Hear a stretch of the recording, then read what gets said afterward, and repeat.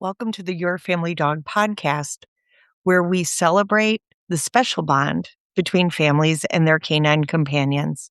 Our goal is to help families and dogs grow up together, one episode at a time.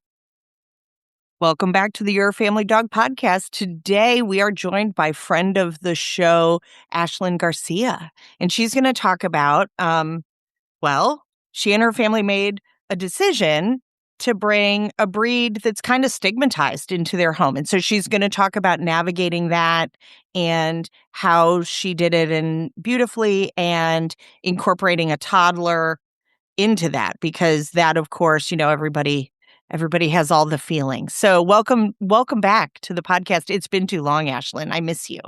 Hello. No, I'm super glad to be here.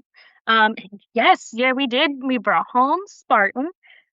We also call him Sparty, Spartacus, Sparty Pants, Spartaco, Taco Dog, all of the.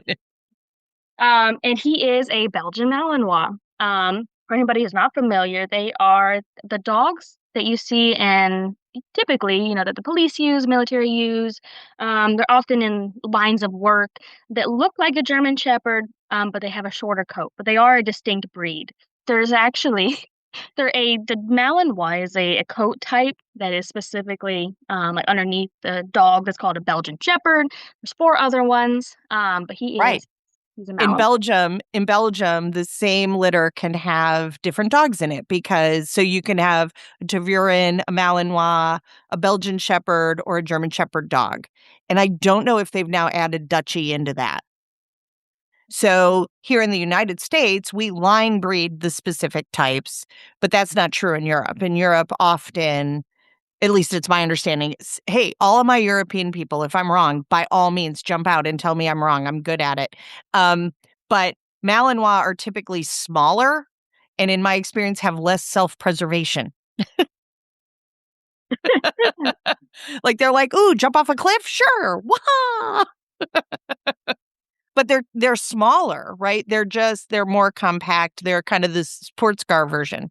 Oh yeah, yeah. No, they're as far as like as what I think of like a large dog on the smaller end of like what a large dog is. They're Right, not going to be like big, hefty German shepherds. Um, right. but they're super agile dogs. They have they're very intense, right? They can be super intense. They have a lot of energy. They need a consistent outlets for all the thinking that they want to do. And if you don't give them that, then they're going to find ways to do things and stimulate themselves. And that usually is like your house is being torn apart or your backyard is ripped up. Um, So what made you decide? What made you and your husband decide that a Malinois was the next dog that you wanted to have for your family? yeah. So that is Because this is you've always had high drive dogs. Like, that is your preference, is to have that active thinking, working brain in the dogs that you have, which I think is amazing and wonderful. Like, I'm not criticizing that. It's not for everyone, right? Anybody who expects a Malinois to be a couch potato is kind of, ooh, that's not probably going to happen until they're 16. so right. And I do love being able to have dogs that have the motivation to want to learn and to want to think. It started, I guess, on my husband's side. Like he was in the military and he was around all these dogs when he was in the military, and he just kind of really grew to love the way they worked, love the things that they were able to do. He's not necessarily dog trainer or behavior savvy, but he did like the dog a lot, and he's a big dog kind of guy, and he Right. I'm a cuddle with him. He's my best friend. He's my a man's quote Right. unquote dog. And you were transitioning to life with a toddler too, right? So you have little Vega, which probably he spoils rotten now, but he would have, in the beginning, he was like, I don't want my friends to see me with this tiny dog, right? It always makes me laugh how, like, the big, powerful dudes end up succumbing to the love of a itty bitty dog. It's very funny. So, and Noir is really kind of a one person dog and always has been. Like, she thinks that the sun and moon revolve around you, and probably, if we asked her, preferred to be an only dog. Um, and did a great job as a service animal for you. So again, like your husband was like, I've been around these dogs. I really love the intelligence and the character and the courage that these dogs have. So then what? So he says to you, I think I want a Malinois. And you're like, I'm the mother of a toddler. Yes. So he was like, I would love a Malinois. I was like, wow, that's a lot of dog. So then I think, I wow, that's a lot of dog is a great answer because they're not bad. Like, please don't think that I don't love a Malinois. I love a Malinois, but I also know that I'm not equipped, nor do I have the drive anymore. In my youth, might have been a great choice, but today, not so much. Oh yeah, no, and that was exactly my thought is this is gonna be a lot of work. And not only are we getting a dog that is a lot of dog, a lot of great dog. But I've also been around like some really not so great Malinois. Um, and so not having been and worked around the breed a ton, but still having seen them, um, I kind of dove into doing, some research. I do like the dog, right? I have friends who have them. I have fellow, dog trainers who also have them, and they're wonderful dogs. Have done really great things with them. Um, but I also know, and you see this all over social media, all over like the internet when people are talking about them, is that um, this dog is not for everybody. And if you have this dog, you've got to do like A, B, and C exactly, or you're going to screw them up. Or you'll end up with this dog who has these wild behavioral issues, which exist and I've seen.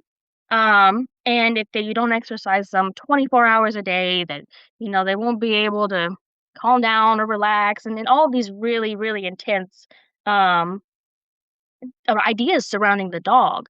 So I dove into some research, and really wanted to get kind of hands-on it being around them more before I said, "Hey, let's get a puppy." Right. Um, you're right. And so, I have a couple of uh, contacts, friends, people I know in the area who do have these dogs. So I was actually able to go out to a couple of different, people, friends, trainers, dog clubs, and just watch, interact. Actually, I had somebody I was able to go out. She's like, "Do you want to work with my dog with what they know?" And I was like, "Yes, absolutely." And so I went and I played with her dog, and he's great. And we talked about her experience raising him, which was also really important to me because she also has a young kid. Nice. And right. And so the biggest thing that I really found was that I I mean, just like all dogs, like they've got different personalities and things like that. Genetics play a part. Um, but It I plays a big part, and so yeah. does nurture, right? Both pieces together kind of form just like people, just like everything else, right? It's nature and nurture, and you gotta marry the two. Oh yeah.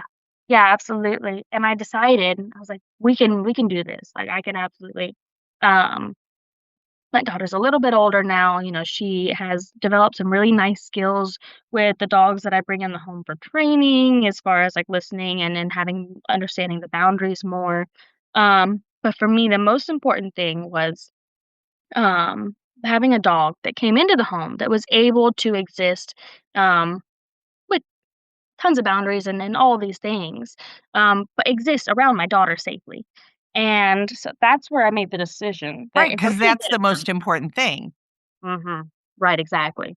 And that if we're gonna get one, I would love to be able to do all the cool stuff you do with them, to get into some different sports that they are known to excel at, and activities and things like that, but that is also not necessarily so intense that they cannot do anything else or relax. That they can't be a dog. Right. And so we went with sporting lines with somebody who I I also love that. So what sport do you wanna explain the difference between sporting lines and working lines, or do you want me to explain the difference? no, if you wanna dive into it, that's great. Okay, well, you can correct anything that you think or add whatever you think you need to add. So when I talk to a family about sporting lines versus working lines, sporting lines are generally speaking family dogs who live with the family who take part in sports. So it's the family who has a marathoner or has someone who competes in Ironman or someone who is a chess champion or piano, right? The ballerina who also has a family. She's not going on tour 24/7 being a professional ballerina all over the world, right? A working dog lines are typically dogs who live in a kennel, and they're pulled out to basically singularly do a job.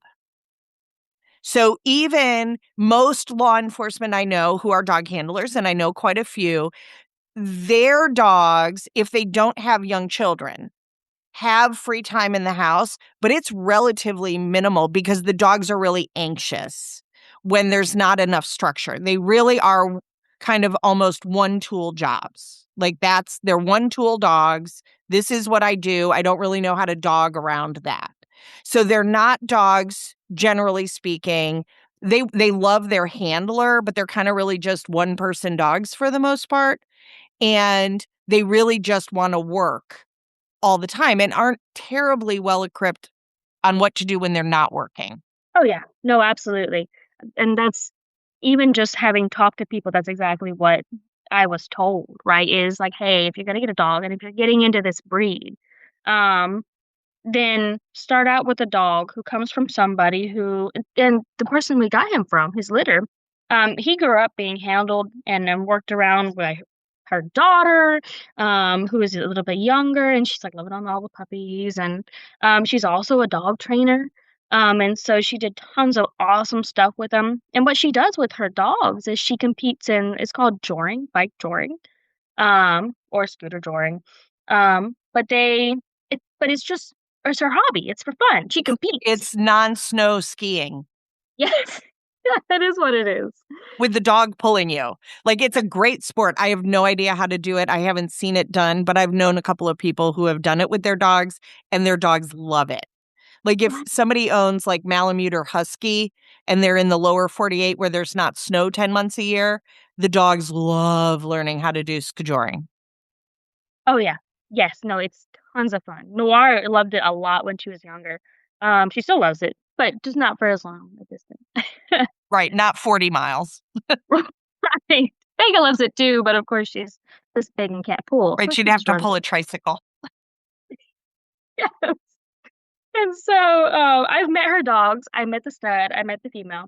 And I mean, they're awesome dogs, right? They're great.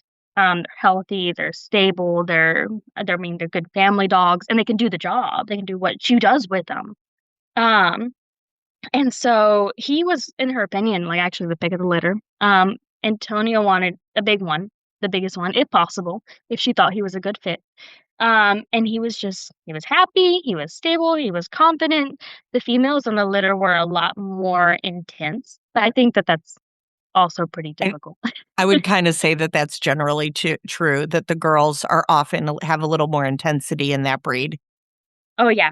Yeah, no, The boys are a they little bit more, agreeable. goofy. Uh, Um, I mean, maybe that's true in humans too, that maybe I'm not always as agreeable as Christopher is. well, I mean, I can't So say what that. sports are you thinking you wanna do with Sparty? Yeah. So we are, a lot of them, because as Right, Noir because 'cause you're all about learning all the things.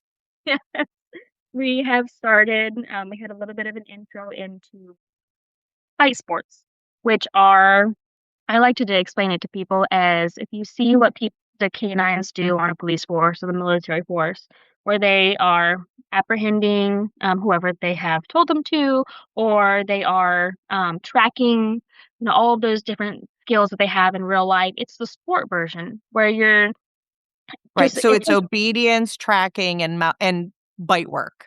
right, So exactly, teaching a dog to bite on cue, to not bite until given a cue, and to release on cue. right, exactly. And he was And they try to trick them. Like, they yeah, try to get the dog to bite.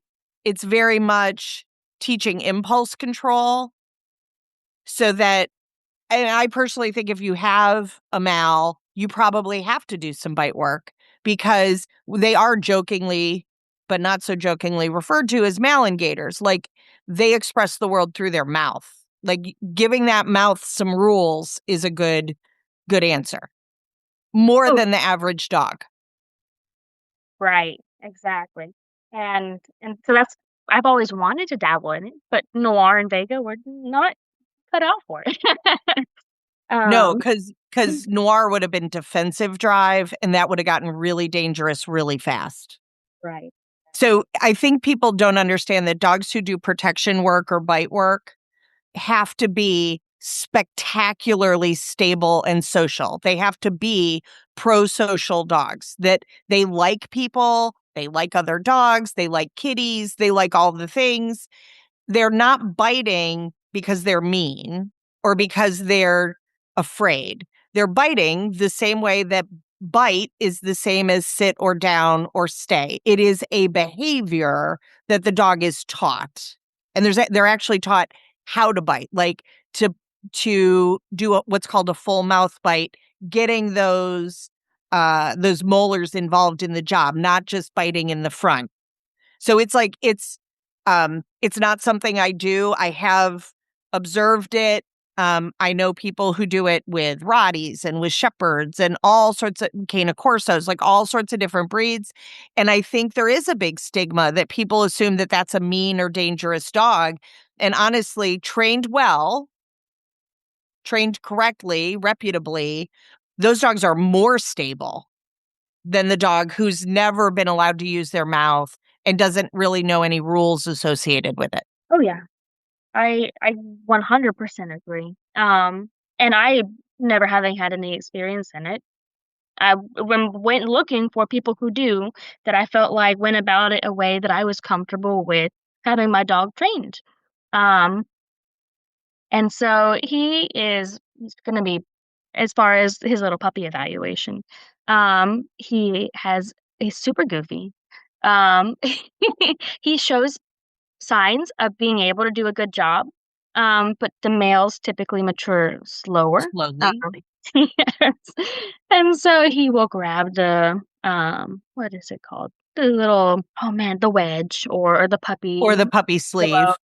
sleeve. And he'll like lay down and hold it in his mouth instead of doing anything with it. And so he's really great to get into it with. And if I decide I want to like move further or go like really far with it, then that's something we can work towards building. Or if he just has fun with it, then he can have fun with it, and we can maybe do that with a dog that has the, um, I guess, maybe a little bit more working drive for that specific sport. But I wanted to get into it. Well, and And if Antonio wants to get into it, then you can help him as the trainer and he can learn because bite work. So it's interesting with bite work because bite work, the person who's in the suit is actually the trainer, right? Um, they usually call them the agitator because that's part of it. They're building the drive through their own skill for the dog to exhibit the behaviors that dogs don't really exhibit.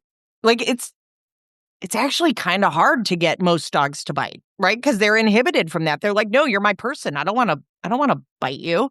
Right? So you don't want defensive drive where the dog is biting because they're scared or injured.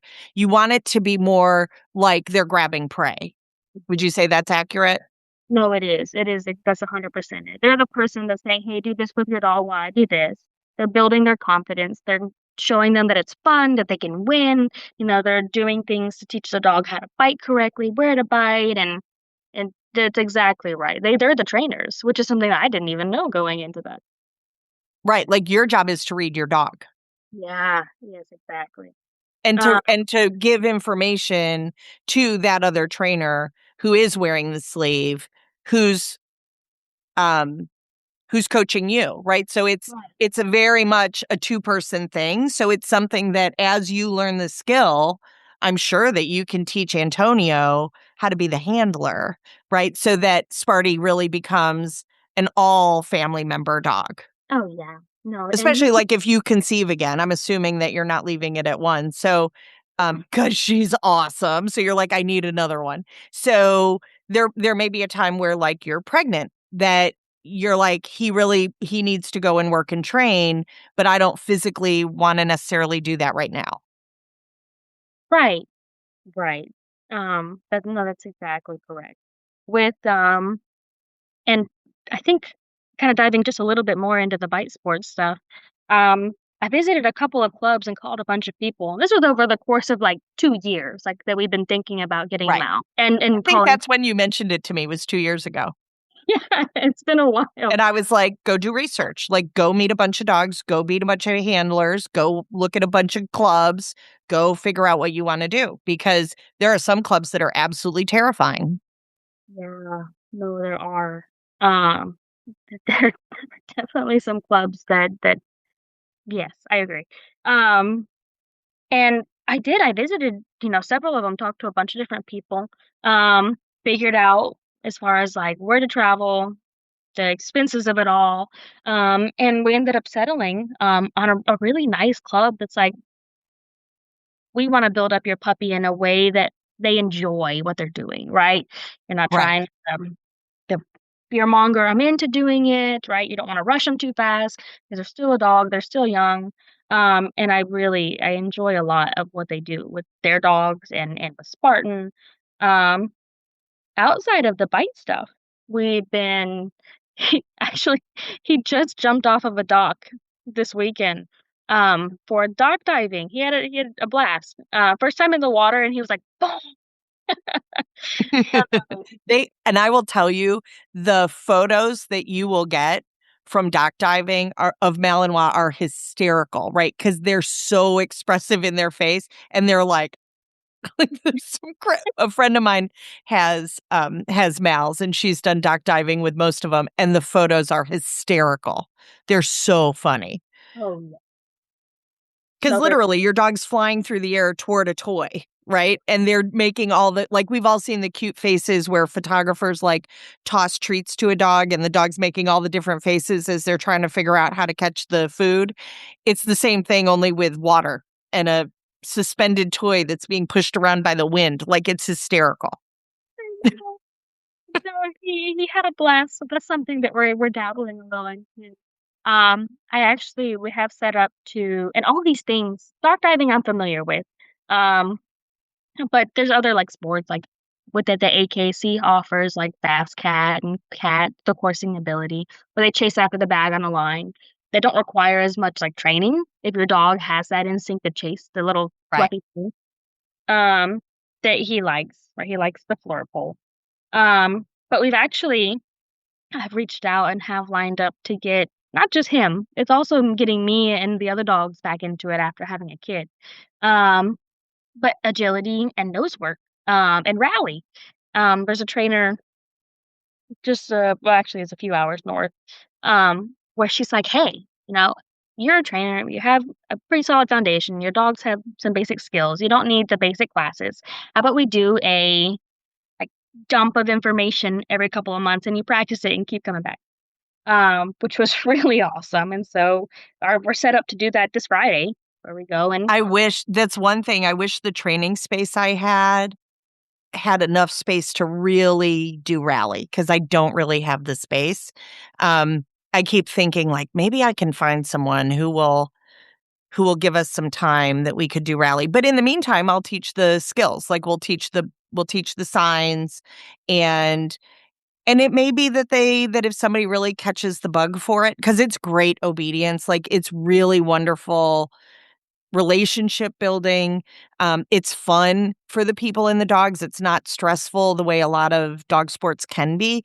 And if they want to go on and do a KC and title in it or do dog sports and get a band or dog scouts and get a badge or whatever, that they can go either do video, because a lot of those do virtual now for assessments, or they can go to a trainer who's specializing in that, who's getting them ready for competition instead of just doing it for fun. oh, yeah. Yeah, so he's I kind of one thing that he's done since having Delilah, my daughter, is with Noir and Vega, I think I probably got to a point where I was a little bit more complacent. I'm like, "They've got skills, I can do things with them." Um, and I mean, they're great pets, like, they're great hanging out with, we can do some sports. And Noir was getting older, and so she was slowing down, and so I love all of the dog things, like, that's my hobby. Um, Right. That's what fills you up. right. And so for 2 years, because my daughter's 2 now, it was, I mean, it was all about her and me learning how to be a mom, and still learning. Not It hasn't stopped. Right. How to be a mom, how to make sure that she has everything that she needs, and still somehow do all the things that I need to do, all things that you don't realize are going to happen when you become a mom. Um, and be a dog trainer. And in that time, I started my own business being a dog trainer, at least on my own and outside of like anybody else's help. Um, and so for that time, like I pulled away from all the dog things that I love doing because my time and effort and energy was put into all this other stuff. And things have gotten to a point where I also went back to college and all the things. And now that it's not over, like it's still happening, but I've got maybe I guess maybe more of a routine, like a more of a hand on it.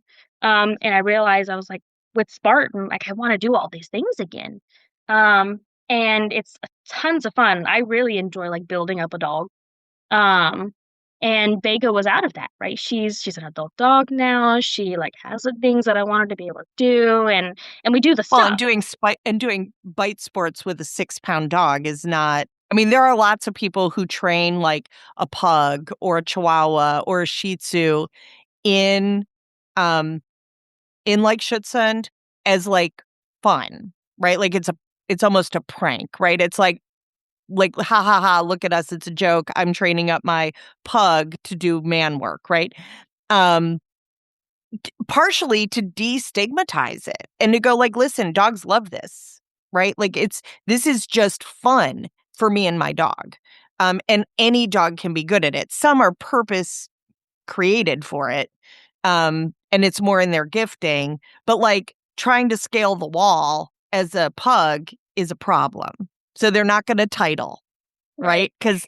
Because trying to scale the wall to go bite the guy that he's supposed to go bite is not something Al was going to do very well. It was like trying to get a potato to be a mountain climber. So, and the stigma is a big thing. Yeah. So I'm glad that you're feeling ease in the system and that you're ready to go back to exploring all these cool things that people can do with dogs. I'm actually doing a ton of research right now specifically for the podcast to really give that gift to the world, to like interview people who do all these different things, to say, listen, whatever your gifting is with your dog, here are things you can do for fun. Here are things you can do for competition. Here are things you can do at home. Here are things you can do virtually, so that moms and dads who maybe are in love with their dog, but don't have the same amount of time they had before kiddos, Mhm. have realized that there's still like a whole bunch of stuff out there you can do with your dog. Actually, April 23rd, I'm going down to Cairo, Georgia, because it's the 10th anniversary of the very first Fast Cat. So Fast Cat, for those of you who don't know, is a lure coursing event. Any dog can compete. In AKC, for example, Silk and Windhounds, the breed that I am currently embarking in a relationship with, are not accepted by AKC, but they are purebred dogs in other organizations. Both of my boys are intact, so they don't qualify for like the listing privileges that would allow them to compete as a pet dog.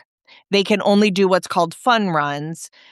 Just that's the AKC rules. And it'll be interesting to see when Windhounds go into foundation stock and what opens up to them and all that. I'm not planning on neutering these boys anytime soon. So we might go and do fun runs, or we might go do lure coursing with UKC and with Legra if the boys really love it. I don't know that my boys really love it. I don't know if I'll really love it. I do like that I don't have to run. So, so I'm going to go down and check it out because I've never been before. That is so exciting. I'm super It excited for you. is. Yeah, I like it's very quick. And the very first few times that I did it with Noir, I it was a bit of a steep. I don't know if it was like a very high learning curve, but it was a steep learning curve because you have to think about the fast cat, right? Is a fenced off. I can't remember how long it is. But it's fenced off, and they have the lure going straight down the aisle. And you've got to have somebody to release your dog to chase after it to And catch somebody to it. catch. Yeah. And the very first time I went, it was just me. And so And Noir, you don't have a 300-foot stay? no, she did. I mean, she did just fine. But So is Noir, that how you did it? Did you do it with a stay? I no, I actually what I did is I think it was the first time somebody else released her, and They Noir, helped. yeah, Yeah. who doesn't love And people, do you but have one of the quick release collar leashes combos? now I do. I bought one Yes, no, they're super just cool. in case. Oh yeah. I need But to practice using it, but right, right. So there's a couple things I learned had to learn very quickly. And then I don't know if they still allow this, but then I was allowed to let her chase after it and then recall her. Um, but I'm not sure if the rules have changed on that or not. So so it was the big thing with the wind hounds is making sure that there's enough runoff, right? Because they work up so much speed that it's more like a greyhound, right? And so I am hearing from some people that sometimes there's not enough runoff because of just the facility, and that you get injuries because these dogs are going significantly faster than, like, the average basset hound that's running fast cat, or the Jack Russell even, and that can be problematic. So I'm going to go watch and I'm going to learn and we're going to see. So will you take Spartan to that? Will he learn fast cat? yeah, we're registering him now with AKC. Um, the only thing with his parents is they weren't AKC registered. And so he's going to be under like it's called the PAL listing. Right. Uh, An individual listing privilege, an So ILP number. right. And so he likes I the flirt pole. We this past weekend with the events near us, we didn't get a chance to introduce him to it because Bascat is very quickly growing and more people are getting into it. And so almost all of the events that I've tried to go to recently, if you are not like registered before the event starts, you're almost not going to get a fun Right. run. You're not going to get to do a fun run. Right. And they're pretty clear about that. It's still a bummer. Um, so They'll yeah. figure it out. Like, Mm, it's growing in 10 years. It's grown so quickly that they're going to have growing pains. It's just how it's going to be. All right. So let's talk about the stigma. So how are you, as you're doing socialization, as you're doing life away from professional dog people or recreational dog people, just out going for a walk at the park, how are you managing that stigma of, oh, you have a Malinois, or the tough guy syndrome of, like, oh, you have a Malinois. Like, so you have to use a prong collar and you have to dominate him and all the malarkey. yeah. Oh yeah. All of the above. I think the stigma goes a couple of different ways. There's a stigma in how it affected me in interacting with him initially, how it affected or just how it affects you in general when you're out and about with a dog that gets bigger, that looks more scary and more intense. With me, um, because I did do all of the research, and you do talk to all these people. They're going like, "Hey, this dog is not for everybody. You've got to be really prepared." And my anxiety went like, "Oh gosh, I would love this dog. Am I gonna be able to handle this Am dog?" I good enough? Right. And so when he came home, of course, he's an itty bitty baby. And I'm knowing all the things. Sometimes I think knowing what you know about dog training can make it a little bit scarier in your head because you're like, I'm going to screw up. Absolutely. I'm going to mess it up. I'm not good Right. enough. Or you're Just not like even, parenting, just like yeah, being a human. right.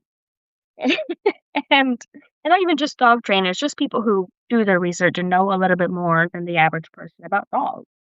Um, and so he came home, and I'm so worried about one, because I want to do this bitey sport with him. I have this fear. Am I going to build something that's going to make him dangerous to live around my daughter? Um, and so right off the bat, one of the things that they tell you is you don't want to discourage, or rather, you don't want to like positively punish the biting, right? Because then you can build fear, and you want that for the sport. And so instead, it's a ton of redirection, a ton of managing so it doesn't get to that point. Um, and that was a little scary at first because I um, But like with young puppies, usually just cut it out, and they're like, "Oh no, I won't do that," or an owl that hurts. Um, Or and in his, redirecting. Like, right, here's something else to put in your mouth. right, Chew on your exactly. stuffed spider. Yeah, yeah, right. And in his case, he wanted to, hey, let's do this and let's play tug together. Let's build this behavior.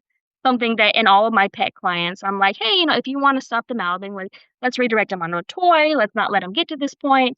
Um, and we do want to encourage this with Spartan in ways that make it fun for him. We want him to put his mouth on stuff, and we're teaching him just not us right now. And so that was a really big point of anxiety. Um, for me, not just necessarily stigma, but also just like they are a very they call them like a bitey breed. I think any dog can be, but they're bred for it. If they have it, um, It's enhanced. right, exactly. Grab, And hold, shake is enhanced. mhm. And so there was a fear that I had based on this stigma that people keep telling you about the dog. We worked it out. He learned very quickly that biting on this thing is more fun. Biting on you, nothing fun happens. And there was a tons of management around my daughter. Like, of course, she was on a leash around her. All of these things. If you see him start to get excited about something around her, it's like, hey, look at this toy over here. Let's play tug with this. Right. Enforcing a lot of, like, calm things when it came to interacting with each other, um, and it worked out, but it was scary. And then 2, I have it just so happened that just before he came home, I had probably one of my hardest dogs I've ever worked with, who I Yes. saw as a puppy, and he was a lot like Spartan. He was super goofy, had a ton of Well, drama. and you got to see what happens when it's treated incorrectly. Like, even though you coached them to treat it correctly, they kind of reverted to what their neighbor, their friend, their cousin, their coworker said to do, and got to see how that really made for a very, very fragile, like a bomb, fractious, dangerous dog. And because of that, seeing what he was like as an adult coming back to me, um, that was fresh in my mind going like, you could do this to your dog, like, this is what could happen." Even though logically you go, "I'm not gonna do all those things that he did, or that happened to him." Well, and even dog trainers get a lot of dogmatic responses. Like, you have to do this. Mhm. And, I mean, I think about the people who show up and, I have a client right now who's training up a service dog. And the organization that he does service dog training with requires that they put a prong collar on the dog. You have to use it. And I was like, why? And they're like, because that's just how we do it. And he knows better. He doesn't want to use that equipment on his dog. His dog doesn't need that equipment. So he just calls it her jewelry. He just stays attached to the flat collar, but she's wearing the stupid prong collar because and it comes off the moment that they're out of the training facility, because he's like, this is silly. If I'm advocating for my dog and training my dog and not putting her in a situation she can't handle, then she's not gonna have all this reactivity their trainers that they're working with are anticipating, because they Right. only know how to do it one way. Yeah. Yeah, and I think too, there's a lot of I've come across people who, they just work in law enforcement or have worked in law enforcement or work with a lot of military police dogs who are and have been conditioned to, like, immediately conditioned to prong, conditioned to e-collar, conditioned to, like, tons of aversive, like, "You're not allowed on the couch, you've gotta do this, your dog has to obey you, they've gotta," like, a little bit like a robot, right? Very, very harsh on a dog, young, old, everywhere in between. And so you even just doing the research, exploring this, and even knowing what I know, I go, "Does the dog need this? Are they that intense?" Like, it's like so it just builds the fear when So everybody. so in Europe, you can't. Right, Those tools aren't allowed, right? and they So and they have Mondo. Like, uh, Mondo is amazing, right? It's so I love that with much of Europe deciding that some tactics are no longer legally allowed to be, some tools are illegal to use. the training has gotten so much better, and the sports have become more challenging and more fun and more rigorous. And the dogs love it, right? So you can have these intense, high drive, very capable, powerful dogs who are being walked on a flat collar. Yeah. Oh, yeah. It's amazing, right? Once you figure out, like, ways to work around the Right. tools What if that that you can didn't use. exist? Um, and then on the outside, right? Not that's on the inside, that's happening in my heart. On the outside, other people also are hearing and seeing these things, right? And so you get people who, this hasn't happened a ton yet, but people who, when you get them out, are pressuring and pushing well, you've got to use this, and you've got to do that, you've got to do this, right? And it's a ton on a puppy and or just a dog, period. Um, On the handler.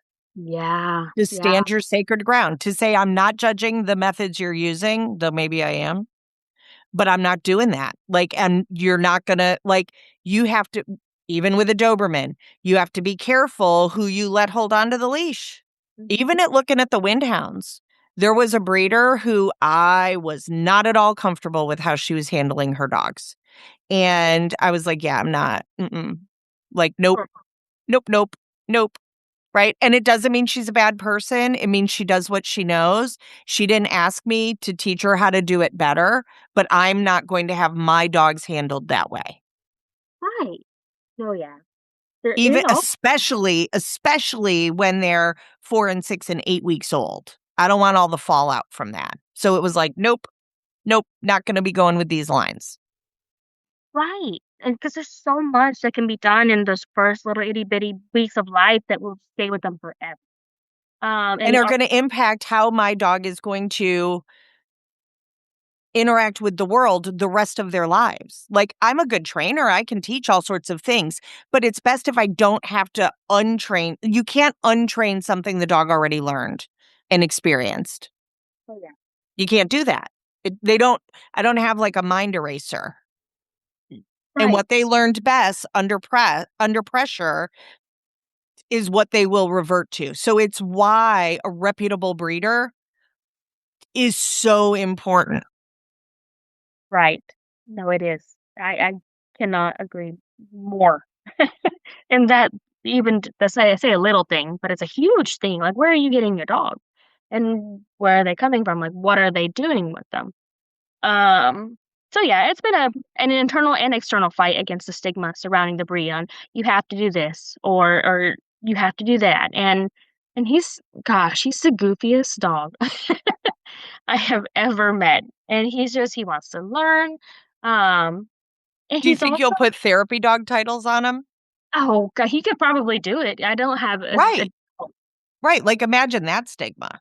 yeah, So, right. like the pug showing up to do, Schutzhund, right? You can have the Malinois showing up to do therapy dog work. I think that's really where the world starts to, can your Shih Tzu do scent work? Yes. Right. Yes, you don't need a bloodhound. Mhm. Can your bloodhound walk nicely on a leash? Yes. Mhm.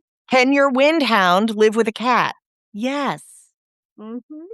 Can your Jack Russell do barn hunt and live with a cat at home? Yes. Right. No, yeah, yeah. And And so I we're think that's really how, like, there are a lot of things that I just don't talk about anymore. I just train. Like, I'm just going to show you it can be done. yeah. Oh, yeah. Like, can a conformation show dog learn to sit and down? Yes. That does not mean they're going to sit in the ring. It's entirely different equipment. When you get out the leash and collar that you're going to use in the conformation ring, your dog is going to understand that that equipment means a different job. The same way that we put on uniforms and it informs a different job. We have school clothes and play clothes. I think they're so much smarter and more resilient than we give them credit for. Absolutely. Thank goodness.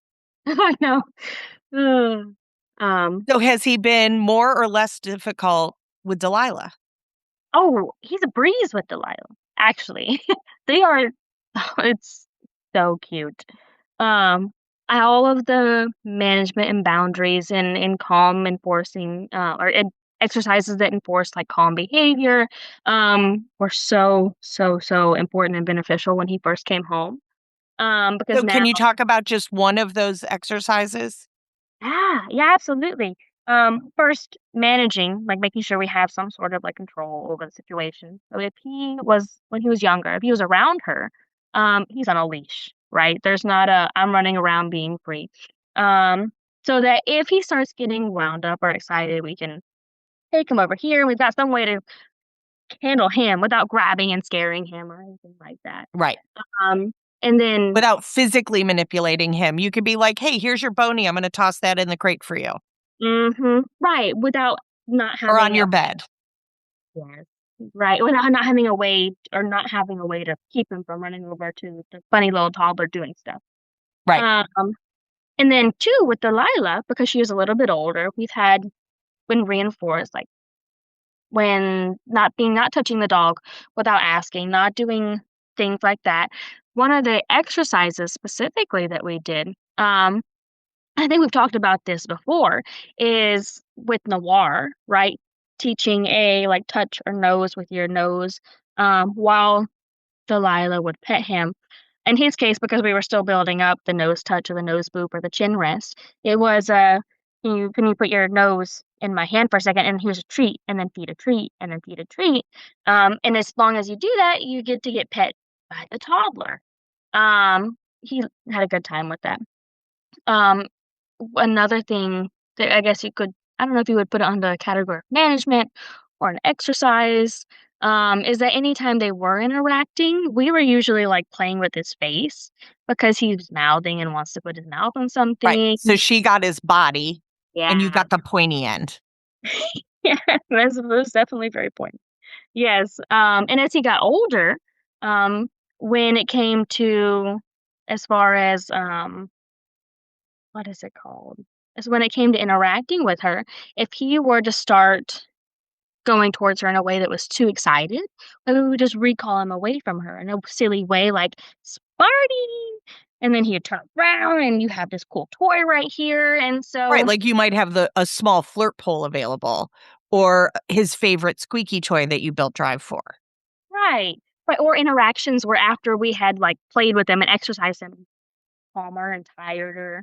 And so when they're doing or he's feeding her a treat, anything that I would say that anything that he did with her was something that we had practiced already and I was confident and comfortable with Right. him. Like I taking think that's hard. I think a lot of families try to do it at the same time. yeah. Oh yeah.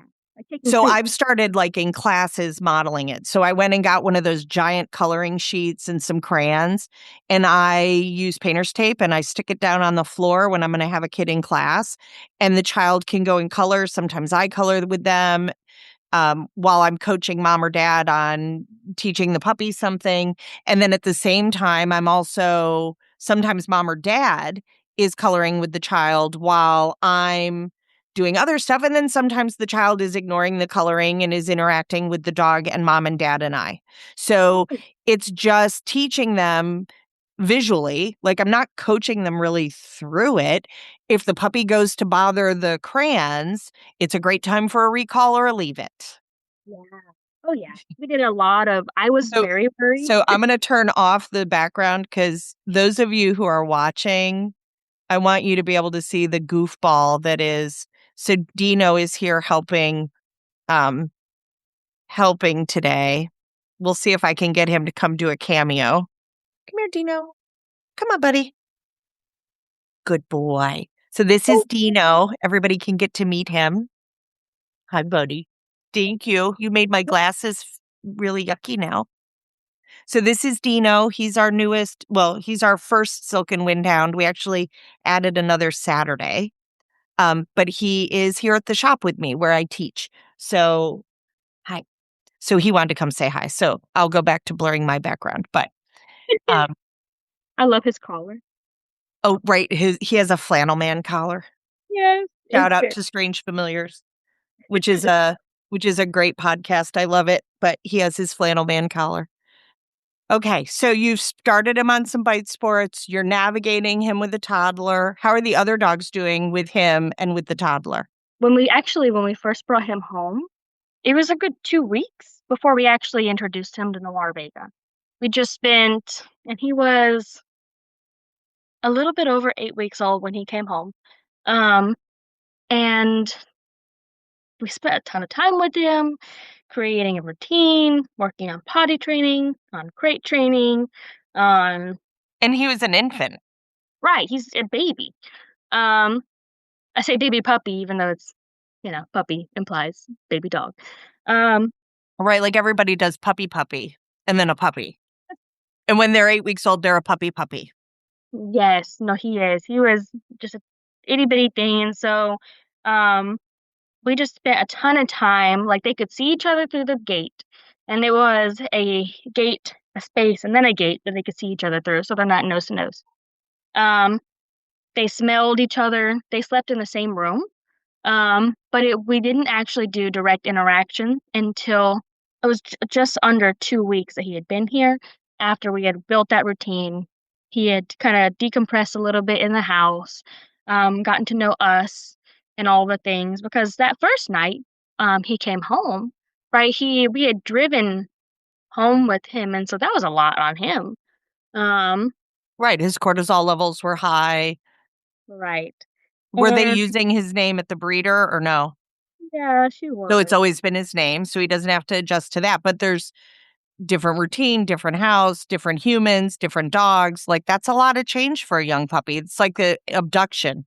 So when we finally introduced them, they had been smelling each other and around each other and seeing each other, and they'd walked past each other, but never gone done nose to nose. And so we finally did introductions in the big open wide backyard. Um, I don't remember if I let Noir and Vega out there first, um, and then brought him out there, or if he was out there and I brought them out there. Um, I think it was, oh man, I think it was just Noir out there first, and then I brought him out there, and then we brought Vega. And they did great. Their Noir is Well, our right, because you had already built his attachment to you, a recall, his name, some impulse control. So, and Vega's or Nora's already so well trained that you could send her to place if you needed to separate them. Like you had the tools to navigate how to do the things. One of the things we're doing with Sit Happens, and we're seeing with more and more breeders, is they're actually sending the puppy to us for a puppy Bright Start program. So we're doing socialization, we're building in impulse control, we're house training and crate training, we're getting all those things ready to go so before the puppy comes home to the family. So right. there we can say, okay, this is the schedule the puppy is on, and then support them as that changes over time. But we can transfer those skills so that it's easier on the kids. And we already have some structure in place about how the puppy is supposed to be with other dogs or cats or whatever it is that that family requires. And we're finding that there's a lot less frustration for everybody. Like mom's not as stressed. The kids aren't being told no all the time. The puppies learned that when you're going to meet a new person, they get your body, we get your head, right? We can practice that with mom. The puppy's already on a sleeping routine. So we're like, from this time to this time, this is what your puppy's doing. And then, so it just helps moms navigate and dads and grandma and grandpa navigate how those introductions, like you don't just open the front door and go, here's your world, good luck, right? Because that can get pretty dicey. Not Yeah, bad, just we end up teaching things we didn't intend to teach. So being able to say to a 8 or 10 week old puppy, go to your spot yeah. is super helpful. No, it is. And that was really, I mean, it really set all of the following up for success because he was now comfortable in the crate, right? He had a good sleeping routine. He's well rested and not stressed anymore. He listens and understands as much as an 8 week old puppy can. Well, at Right. this point, 10 weeks old. Um, and he was responding to us. He likes us. He's more engaged with us. I really love building that engagement initially too, because I want to be more important to my dog than my other dogs. Right. No, that's how I view it too. I want the dogs to view the humans as more important than other dogs. Yeah, right. That we're their provider, we're their advocate, we're their soft place to land. And I want that for all of my dogs so that the house has a lot of harmony in it and that Yeah. I learn them, right? I'm not going to learn a puppy or a dog in 12 hours. I'm going to learn them over their lifetime. And so figuring out like, okay, what does this dog understand? What does come when called mean to this dog in this moment? And is that sufficient to allow greater social interaction? Or does that need to go on the we have to do it now list? Like that's where we're like, where are we going to start with the bonding and with teaching them how to navigate the household? Yeah. Oh, yeah.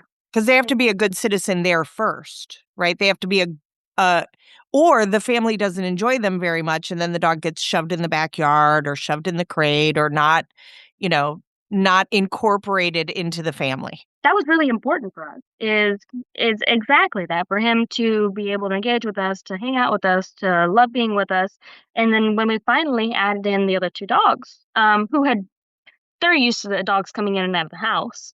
Right. Uh Mine too. Right. So they're like, "Oh, it's another dog. He's hanging out, he's playing with us." They did just fine with the interactions. Um, and then following that initial one, I like to keep the interactions at first, very short, sweet, fun, simple. And so it was like we're outside for like 15 minutes and then we came back inside and they were back to being separated. And over the course of the next few months, well, a few weeks to now, interactions have slowly grown longer and longer as he's gained more impulse control, as he's gained more reliability and being able to call away from playing with the dogs, and as he's learned how to socialize without being rude and obnoxious. Um, Yeah, because Noir's not going to put up with that very long. yeah, yeah, no, Noir she's is a rules girl. she, She is like, there are rules and they will be followed. And she's not mean about it, but she's like, there are rules. right, right, and of course because Nora's my girl, I'm not gonna want her put her in a position where she feels like she has to step up and be I don't know, like a disciplinarian or anything because then she gets stressed and overwhelmed and Right. um right. And in Vega, that was another little bit of a hurdle is he came home about the size of Vega and was very much so larger than Vega in about a week. Right. And Because he's a big boy. yeah. And so he um was much less inclined to listen to her body signals because she's small. And so that was another big one was initially like making sure we are um when we were doing these short interactions is I really for the most part have enforced we're just going to leave the little dog alone because he can't handle playing with her right now. Right. Maybe when he's 5, she could tackle him. Right. When he figures out that he can lay down and let her jump all over him and play with him and that that's really fun. But Yeah. that's really hard for like a 6-month-old puppy. That's Hmm. asking an awful lot. Right. And so it's essentially like we just leave her alone. And anytime he being very very much so like monitoring like her body language, how she's feeling. That was a mistake I made with Vega. This is a little bit of sidetrack early on is um trying to let her not monitoring and managing play between her and other dogs that were larger than her as much as I should have. And so she very quickly became a little bit worried because dogs don't listen to small dogs. And so she felt Well, the they need to step up. can. They just Right. the small dog, we have to sometimes help reinforce, like so have like, I try to explain to people how helpful it is to have a go to your spot Yeah. cue, and that it's flexible, that where it's wherever you point. Like, can you go to that sofa? Can you go to your dog bed? Can you go to your crate? Right? That you can direct left, right, forward, back, so that when the small dog signals like, "Hey, I'm getting uncomfortable," or the cat signals, "Hey, I'm uncomfortable," I can reinforce that with my dog by saying, "Go lie down." Right? And it's not an emergency. There's not There's not chasing the little dog around the house for 5 minutes before I intervene, Right. and the little dog being afraid and the bigger dog thinking that that is great fun. Right. I guess he's having the time of his life. Um, and so that I learned after she had already gotten to the point where she's like, "No, when big dogs get here, I need to be on the defensive already." And so that's something we've had to work back through over the Well, last and years. so have you taught her, so this is an interesting as a next step, Yeah. um, teaching her if she goes to her spot, they have to leave her alone. So the way I teach it is like, I'm like, okay, you go to your spot. Yeah. And then I have the puppy out or another dog out. And when they go to investigate Vega on her spot, I call them to me and send them to their spot. Oh, yeah, yeah. When And then I'm going to start practicing it as like, okay, there's interaction. Everybody goes to your spots. yeah. There's interaction. Everybody goes to their spots. And then eventually you can even work up to having the two dog spots next to each other, but there's no touching. Like they're further enough apart, far enough apart that they're not tickling each other's toes. Right? Because this also allows you, it's not really all that much different than inclusion with kids. Nope. Like I know that the child is super exciting right now because she's running around being a goober, pretending she's Supergirl, but you can't. Like you cannot tackle her. As much fun as that might be for both of you, by the way, it is not fun for the mama. It makes my heart race. So no, go to your spot and watch the silliness and enjoy it. Oh, yeah. No, I think that's a great next step because 'cause we've done a lot of the we're in the playpen, we're on a leash, we're parked and paid, and observe and hang out and handle all the excitement and engage with me instead. But not that. But I think that's a really, really nice next step. But he does a lot better now about just ignoring her. And Vega has, in the last few years of me working on this, grown a lot more accustomed to trusting that I'm going to manage the situation and not let that happen. Um, all that to Well, say, and again, using the place cue allows her to communicate like, hey, this is getting to be a bit much, and yeah, kind of clues you in if you're distracted because Delilah needs something, or Noir needs something, or the phone rings, or somebody rings the doorbell, right? Like you have a mhm, way. Like I would love, I'm going to start doing this with our boys, yeah, practicing place and then doing things like practicing what to do when the doorbell rings. oh yeah, Like fake doorbell sound on my phone. I say, go to your place, reinforcing all of them for being there. Go to the front door, bring a box in, close the door, like practice all the things just a couple of times a day so that they start to learn that when the doorbell rings, it means go to your spots. Like they're not, it inhibits jumping up at the door. It inhibits them getting way too ramped up and excited. It allows me that because now sight hounds, we cannot sneak out the door oh yeah, because we'll be in Nebraska not answering to our name, right? Working on recalls. I mean, really, I'm teaching both of the windhounds they are not allowed to go out the front door.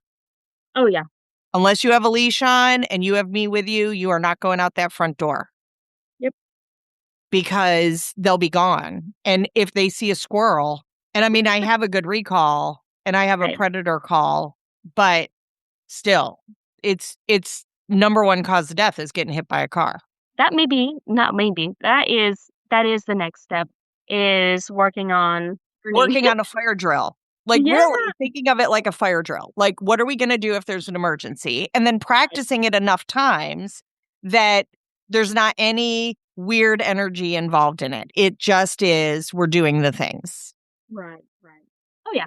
And that the dogs think it's funny. It's just something we do all the time. Yeah. No, and the silly thing is, I find myself doing this all the time, is I've had this conversation with my clients. I'm like, "Hey, let's make the doorbell the cue to go lay down in our bed." Right. Or And go to your crate, or go right, behind the gate, or go to the master bedroom, or go to the bathroom, go to the restroom, go to the laundry room, go to the pantry, go to your spot in the kitchen. Like having a place that the dog knows that they can go that makes management easier. right, And it doesn't mean that they're not included. They're not going to doggy prison, right? They're just, this is what I want you to do when this situation happens. right. Exactly. So if we practice it, then when my child randomly has a stomach bug, I Yeah. have a way to get the dogs out of the spot without being frantic about it, without them tracking through it, Mm. Oh, yeah. without me being a freakazoid, um, and being like, okay, we have a plan for when these things happen. Or the cat vomits. And don't eat that. Go place instead. Go lay down in your bed. Right. Now, we're not making the cat vomit in order for that to be a cue. But if we have, a cue that says go to your spots, that they are heavily reinforced for and think is hysterically funny, then all good things happen there. Oh, yeah. I mean, place is super fun. He already loves place, period. And Noir and Vega do too. Because usually that means we're getting a bony, or we get a nice chicken foot, or we're just Right. hanging out here. Yeah. Okay. It means we're not going to our crate, we're having more inclusion. Right. I'll have to send you some videos then. So we had a whole list of stuff we wanted to talk about. I think we covered it all. I love that you're embarking on and sharing with the world, like, hey, I got this breed that people have big feelings about, and that there's a lot of, I love that you said, like, it's a breed that has a lot of gatekeeping. It should have gatekeeping. Like, I don't want everybody getting a Malinois. I would never recommend a Malin Doodle. Like, no, please don't, right? These are not dogs that the average family that has, 3.2 kids and mom and dad are both working, and that nobody really has a passion to do dog training and dog sports. These are not going to be dogs that fit very well. They will become really difficult to live with and not enjoyable because they do have such high drive. I intentionally chose a breed that's 45-mile-an-hour couch potatoes. They're sprinters. As long as they run a couple of times a day, they are fulfilled. And the rest of the time, they just get to be couch potatoes who are my partners at work, right? And in our family. And they're not going to just randomly chase the cat. I have a cat that doesn't just generally randomly run. So I kind of chose a breed that was going to be a good fit. And I did not go get a puppy. I bought a 2.5-year-old dog and now a 2-year-old dog. So all of the puppy things are done. Right. But I also trust my breeder and that she did a good job with that. They're well socialized. They have very different personalities. But they're good boys. So she did the heavy lifting and now I get to be their cushy retirement gig. and that I'm going to learn new things too because that fulfills them. Right. That it's not just that they have to meld into my home. And I would say Malinois are one of those breeds. Like, you can't just go, hey, I'm going to bring you in and you're going to just lay on the sofa and chew on a bone and be bored all the time. That's not going to be a hat that fits them very well. No, right. I mean, just about every meal. When he came home, it was every meal. But just about every meal, like we're learning something new, we're doing something, we're training, we're out front. Like even just in the few seconds that we paused in the middle of this, we were outside playing with the flirt pole and practicing impulse control and doing downs and stays, and then hey, go chase the cool little bunny. But I like that and I enjoy that. But not everybody is equipped to do Well, that. and that's okay too, right? Like, if that's not your thing, I do think Christopher says this about cars, and I think it's true about dog breeds too, that when you buy a breed, you join a club. And Oh, so yeah. if the people who own that breed don't share your values and integrity, that can be a difficult row to hoe because you're joining a club. So, like, I love that you're like, no, I'm not using those methods. I'm not putting a shock collar on this puppy. It's not even negotiable. I'm not being ugly to you because you're choosing to do that, but I'm going to show you that it can be done without it. And when one does it, then suddenly two do it. Like, whatever the world record is for something is the world record, and it changes because once one of us proves that it can be done, then you can prove it can be done and it can build the dream for someone else.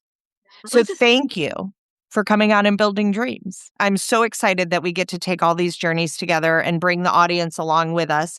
If there's anything that you struggle with your pet at home, kind of navigating, could this be easier? Could this be more fun and more enjoyable and more fulfilled for you as the adult, for your kids, for your dogs or cats even? Let us know. You can email us at yourfamilydogpodcast@gmail.com. You can also reply on any of the social medias with your comment, and I will do my best to try to find them.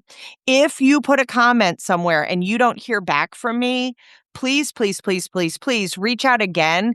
I'm learning right along with you. So sometimes I do miss things. It is, I promise, not intentional. I treasure everyone emailing us and chatting with us and commenting.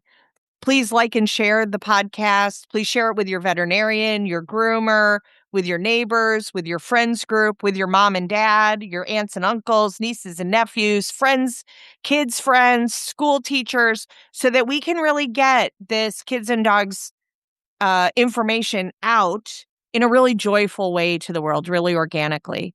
So, Aishlyn, thank you for spending your precious time with us. Listener, or watcher on YouTube, thank you for spending your precious time with us. And we'll see you next time on the Your Family Dog podcast. That's it for today's episode. Thank you so much for spending part of your precious day with us. If you enjoyed the show, be sure to follow, rate, subscribe so that you never miss an episode. We'd love to hear from you. Connect with us on social media or email us at yourfamilydogpodcast@gmail.com. We'll see you soon.